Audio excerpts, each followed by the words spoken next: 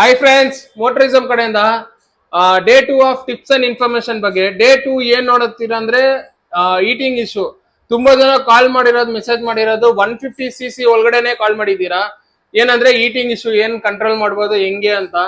First ನೀವು ನೋಡ್ಬೇಕಾಗಿರೋದು ಬಂದ್ಬಿಟ್ಟು engine oil ಬಂದ್ಬಿಟ್ಟು ನಾರ್ಮಲ್ ಆಯಿಲ್ ಹಾಕಿದ್ರೇನು ನಿಮ್ಗೆ ಬಂದ್ಬಿಟ್ಟು ಈಟಿಂಗ್ ಇಶ್ಯೂ ಬಂದೇ ಬರುತ್ತೆ. ಅದೇ ತರ ಬೋರ್ ಫಿನ್ಸ್ ಅಲ್ಲೂ ಚೆಕ್ ಮಾಡಿ. ಇದು ಬೋರ್ ಹೆಡ್ ಬೋರ್ ಅಲ್ಲಿ ನಿಮ್ಗೆ ಸಿಲಿಂಡರ್ ಕಿಟ್ ಹತ್ರ ಬಂದ್ಬಿಟ್ಟು ಈ ತರ ಫಿನ್ಸ್ ಇರುತ್ತೆ.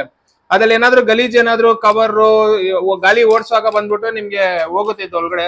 ಅವಾಗ ಕಲ್ಲು ಮಣ್ಣು ಏನಾದ್ರು ಒಳಗಡೆ ಹೋಗ್ಬಿಟ್ಟಿದ್ರೇನು ನಿಮ್ಗೆ ಆತರ ಸಿಕ್ಕಾಕೊಂಡು ನಿಮ್ಗೆ ಏರ್ ಹೋಗ್ಬಿಟ್ಟು ಪಾಸ್ ಆಗಲ್ಲ. ಅವಾಗ್ಲೂ ಈಟಿಂಗ್ ಇಶ್ಯೂ ಜಾಸ್ತಿ ಇರುತ್ತೆ.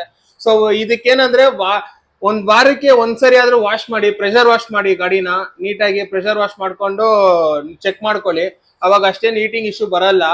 ಸೊ ಹೆಂಗ್ ವರ್ಕ್ ಆಗುತ್ತೆ ಅಂದ್ರೆ ಇದೇ ಬೋರು. ಇವಾಗ ನೋಡಿ, ಇದು ಇಂಜಿನ್ ಅನ್ಸ್ಕೊಡಿ.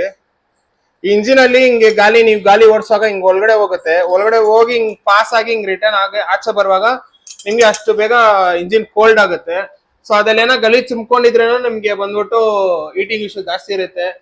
ನೆಕ್ಸ್ಟ್ ಬಂದ್ಬಿಟ್ಟು ಆಯಿಲ್ ಕೂಲ್ಡ್, ಲಿಕ್ವಿಡ್ ಕೂಲ್ಡ್ ಬರುತ್ತೆ. ಅದ್ ಹೆಂಗ್ ವರ್ಕ್ ಆಗುತ್ತೆ ಅಂತ ನೆಕ್ಸ್ಟ್ ವಿಡಿಯೋಲಿ ಹೇಳ್ತೀನಿ. ನಿಮ್ದು ಯಾವ ಗಾಡಿ ಏನ್ ಪ್ರಾಬ್ಲಮ್ ಅಂತ ಕಮೆಂಟ್ ಮಾಡಿ. ಜಾಸ್ತಿ ಯಾವ್ದು ಕಮೆಂಟ್ ಬರುತ್ತೋ ಅದ್ ಬಗ್ಗೆ ನಾನು ವಿಡಿಯೋ ಮಾಡ್ತೀನಿ.